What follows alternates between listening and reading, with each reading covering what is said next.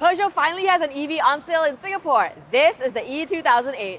As of late 2022, this is one of the cheapest Continental EVs that you can ever get your hands on. Are you curious what's so special about this small crossover SUV? Keep watching to find out. Buy or sell your car now with CarBuyer Singapore and check out the latest automotive content with us. The car has a single electric motor with 130 horsepower driving the front wheels. The total battery capacity is 50 kilowatt hours, which gives the car a claimed range of slightly over 300 kilometers per charge. It'll accept DC fast charging at up to 100 kilowatts, which will take it from 0 to 80% in just 30 minutes. Alright, so we are inside the cabin of Peugeot's e-2008. Now, as you can see, this is literally all that you get. It's not really super luxe per se. You know, you've got some plastic here, but it's a fair bit of storage, as you can see. Yeah, you got his phone right here, and this doubles up kind of as a phone stand, I think.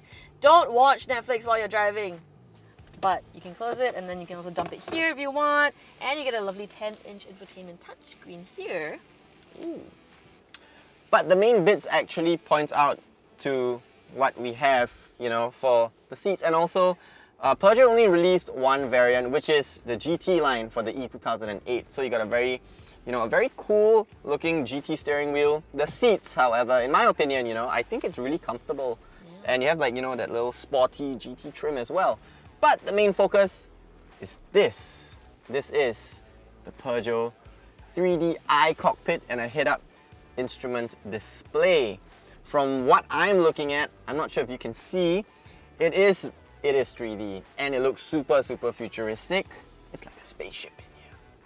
Get your 3D glasses ready. I'm on.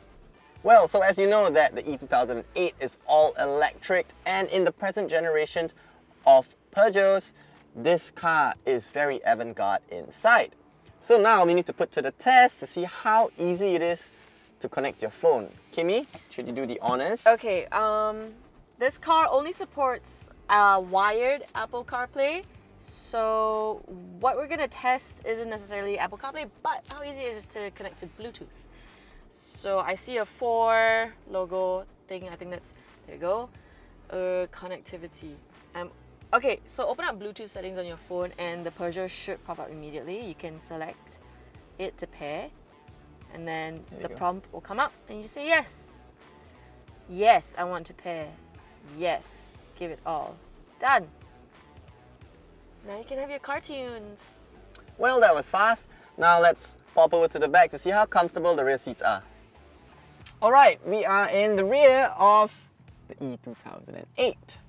Well, it's, I would say, pretty basic, there's plastic all around you. You have 2 USB ports here for charging your smartphones. But no air conditioning, fans, vents here.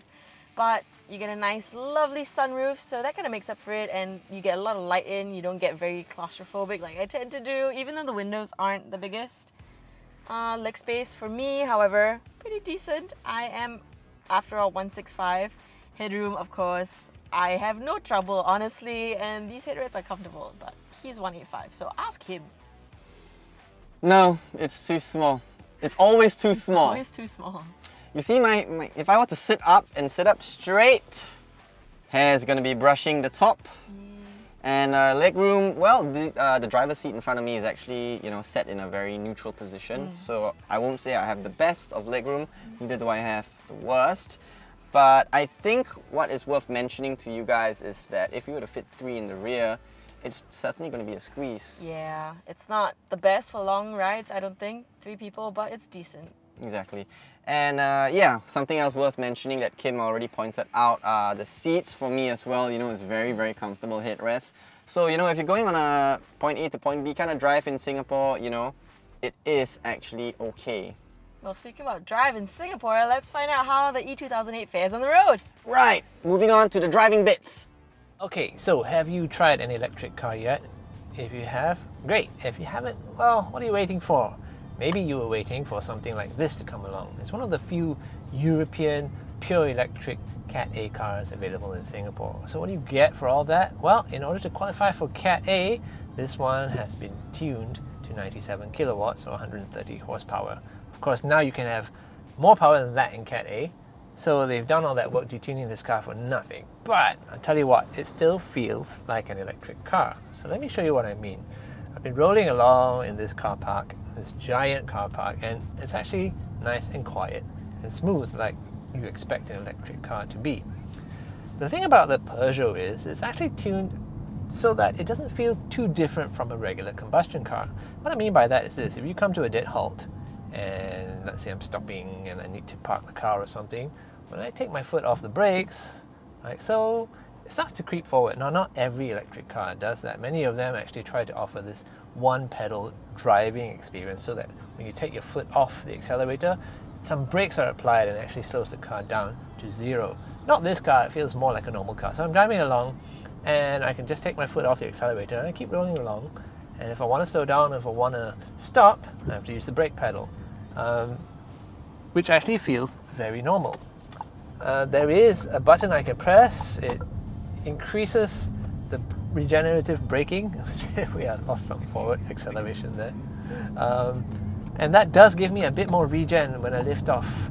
So that of course uses my kinetic energy to top up the batteries a bit more.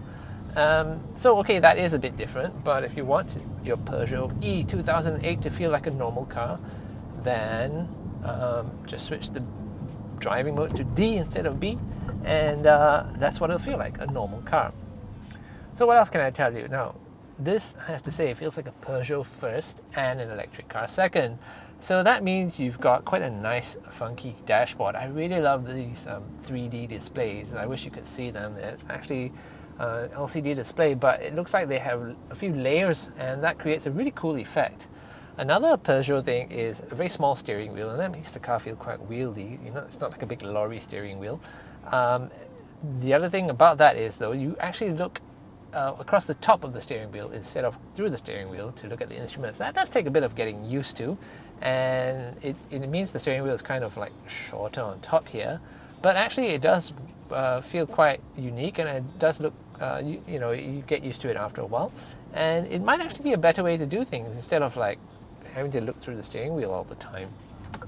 Okay, I'm just going to filter onto the AYE here. I'm going to give it maximum acceleration, and do you hear that? I bet you don't hear anything. That's because there's no sound coming from the engine bay. And oops, I'm actually slightly past the speed limit. Let me just bring it back down here. But all that acceleration was very smooth and very seamless and very sort of drama free. Now, this car isn't that quick. It takes 10.1 seconds to get to 100, but you do get that sort of immediate response to your acceleration, to your input on the accelerator pedal. So there's that, and of course it's super smooth and it's super quiet. In fact, I'm rolling along on the highway at highway speeds, legal this time, and you don't hear anything from the engine area. I mean, you hear the tires, tiny bit of wind rustling against maybe the mirror or something, but other than that, it's actually a very refined experience. I have to say, this being a small car with a lot of heavy components, the ride quality can get a little bit choppy over bigger bumps. Yeah, we just sort of went through an expansion bump there, but it's no worse than what you would expect from a car this size. I don't know if you heard that, but you can hear more from the lorries and motorcycles around me than from this car itself. It's quite well insulated otherwise, and it doesn't make its own noise. All the noise you suffer actually comes from outside. One final thing about this car is ergonomically, I mentioned some pluses and minuses earlier on. This car, I think, is sort of laid out for left-hand drive. So you've got the mode switch here, you've got the handbrake operation here, and next to that you've got a cup holder. So if you use these cup holders as nature intended, you've got a canned drink here, you kind of have to grope your way around that and select the driving mode you want. Other than that, this car is really easy to get used to, and I think as a gateway car to the world of electromobility, I think it really is worth considering. You do get a different experience behind the wheel, and the nice thing about this car is there is a petrol version that you can drive for pretty much the same price. So that allows you to do an A/B test and see if you're ready for electromobility. Now, if you're wondering whether you can live with this car, well, it's got a 50 kilowatt hour battery, and that means you can take it to a sort of DC charger just about anywhere all over the island now. You can plug it in, and from 0 to nearly 100, it takes you about an hour. So if you go to a mall every week, maybe to do your shopping or even to have a slow cup of coffee or have a meal, all you need is 1 hour, and then you'll gain more than 300 kilometers of range. Around about a week's motoring for many of us. So yeah, all you need is a weekly visit to your favorite mall, and you should be able to run one of these. So that's all I have to say about the E2008 from Peugeot. Back to you now, Luke and Kim. So at the back you get 434 liters of boot space, which is surprising the same amount of space you get in the petrol version. Now this usually isn't the case, as EVs have its battery packs underneath the floor. Now some EVs usually have a front compartment up front called a frunk, but because the E2008 is so small, there isn't space for a motor system and compartments. So up front you'll just find electrical componentry. Early on we mentioned the Peugeot E2008's very attractive price tag of 165,000 Singapore dollars with COE. It's category A COE and it's VSA1 eligible. So I don't know, Luke, what do you think? Well, that brings us to our next segment. Should you buy it, avoid it, or shortlist it? Our verdict is you should shortlist it. See, the Peugeot E2008 is really one of the cheapest continental EVs that you can get on the market right now. The other one being the Opel Mokka-e, which you can check out in our video review here or there, I don't know. But if you're not looking to spend more than 200,000 Singapore dollars on an EV right now, this could be the car for you. And that's all for our review of the Peugeot E2008. If you enjoyed this video, give it a thumbs up, subscribe to our channel. And stay tuned for more automotive content from CarBuyer Singapore. I'm Kim. I'm Luke. And we'll see you next time. See you guys.